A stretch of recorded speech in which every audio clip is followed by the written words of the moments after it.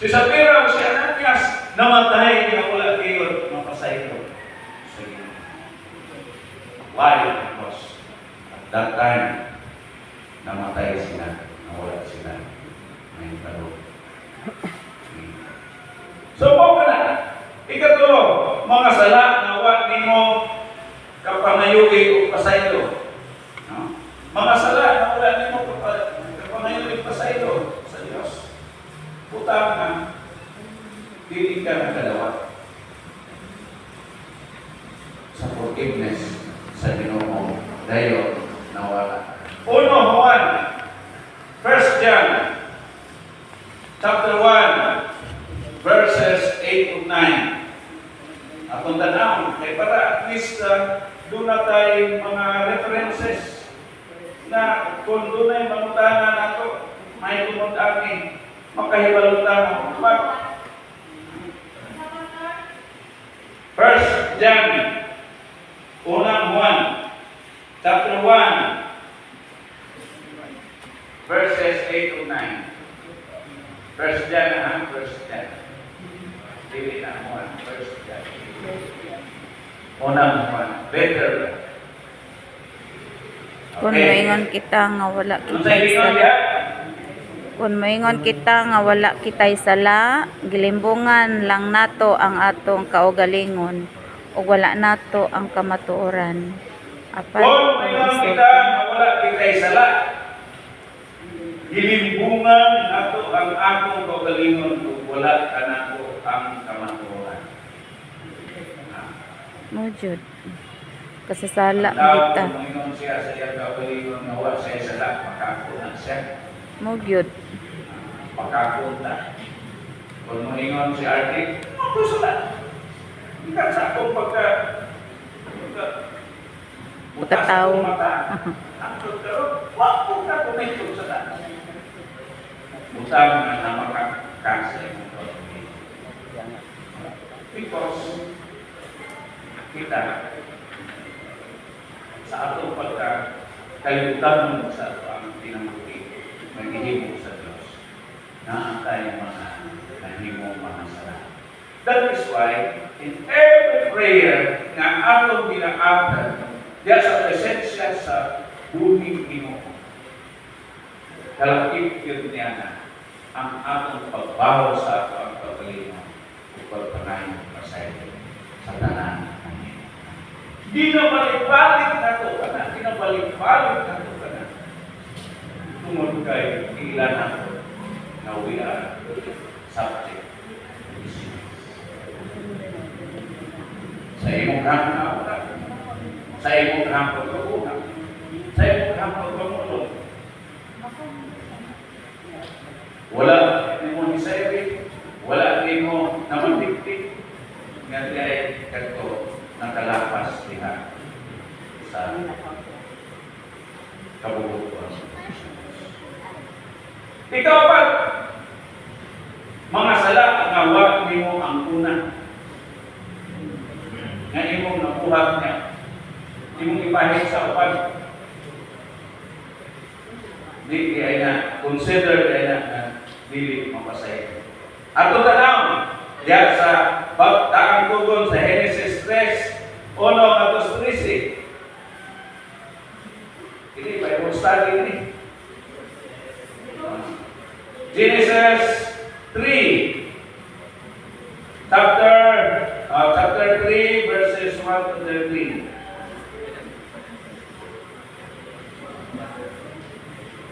Sala kawanin mo ang tuna o imong sala nga gipamahing sa uwan. Okay. So, mo kanay ka upat. Genesis 3 verses 1 to 13. Sige, usaha. sa tanang mga mananap nga gibuhat sa Ginoong Dios ang bitin mao ang labing limbungan. Sa tanang mga mananap nga gibuhat sa Ginoong Dios ang bitin mao ang labing limbungan. Usa ni adto kahigayon gipangutana sa bitin ang babae, kinsa ba gayud nga gidid-an kamo sa Dios nga mukaon sa bunga sa bisan unsa nga kahoy. Genesis 3:1-13. Sa tanang mga mananap nga gibuhat sa Ginoong Dios, ang bitin mao ang labing lipungan. Usa ni adto kay gayon, ipangutana sa bitin ang babayi. Tinuod ba gayon nga gidid-an kamo sa Dios nga mukaon sa bunga sa bisan unsa nga kahoy sa tanaman?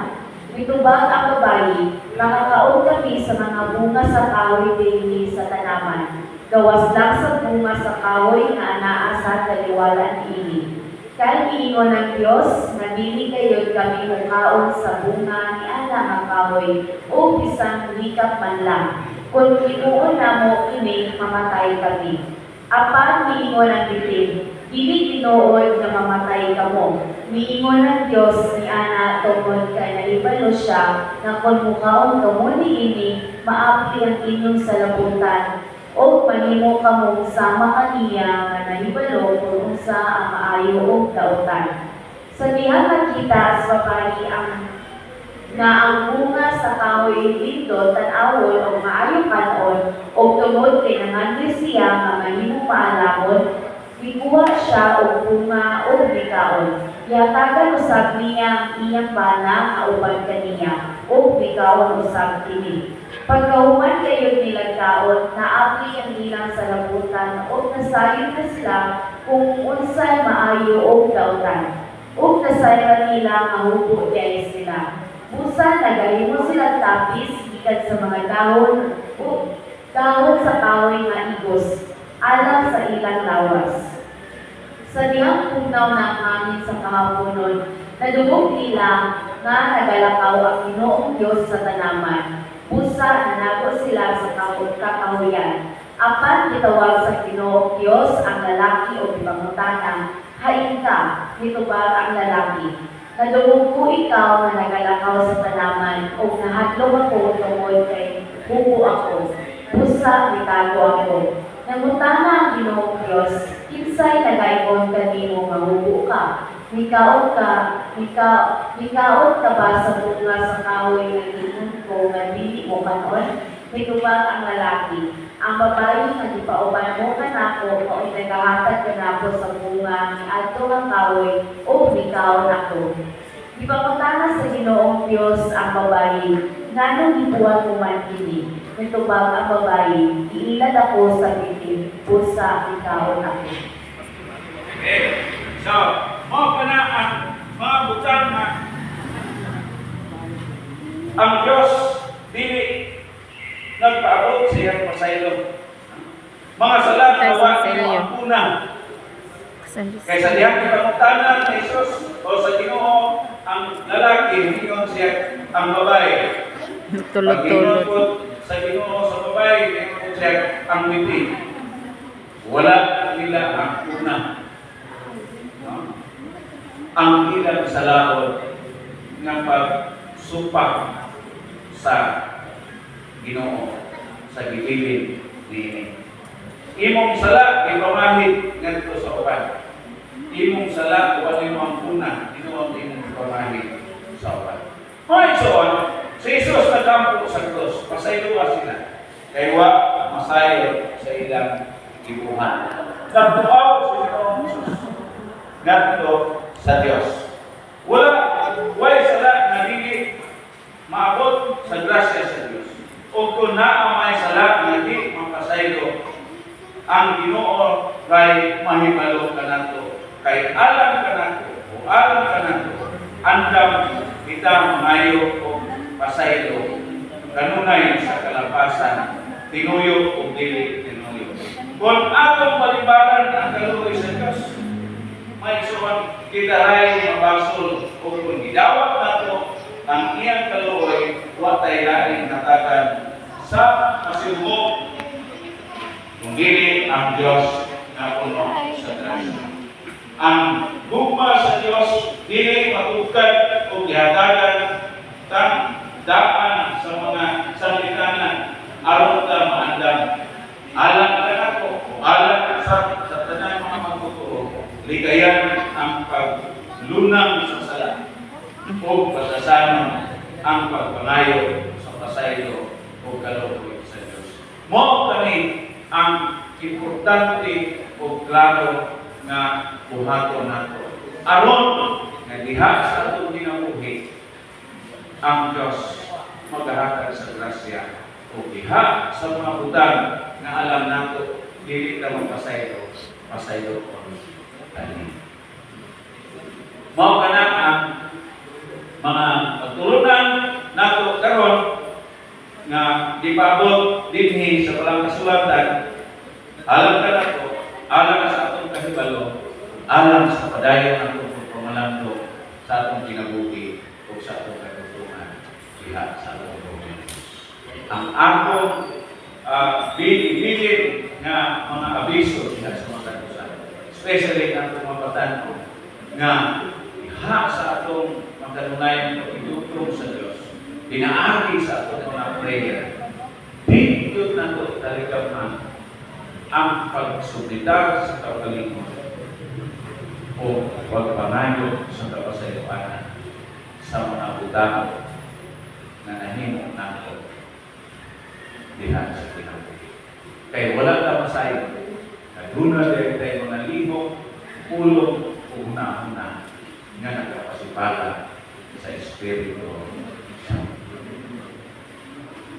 Aron sa kita sa tanang panahon niya sa atong kinabuhi, himoon kinado ang pag-ask forgiveness diha sa Holy Spirit.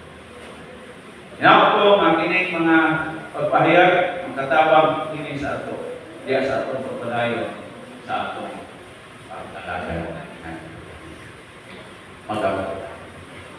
Salamat po Diyos sa imong presensya na nagpadayag sa mga kamaturan po Diyos. Diya sa kinabuhi naman. Nga mag-iya ka na po, Lord, nato sa usa ka kinabuhi na public, hinangkon diya sa iyong presensya. Salamat po sa kaalam mo kay Lord, kung sa mga tulong na nasulat. Nga mo ay nahimong pasihanan ng po Diyos sa pagbuhat sa tanan ng maayo alang sa imong kahilingan. Lord God, we bless ang tanan, mga kabataan, mga batanon, kaming mga dinigan, kaming mga hamtong. Na magpadayon sa Diyos kaming mga kinabuhi na bukas na kaming mga Diyos, walay itago na pagili, among ipadayon ang tanan natin, kay ikaw man ang Ginoong Diyos na among manluluwas sa liganan ng panan. Lord, thank you sa tanan. Kini ang mga pagkakas.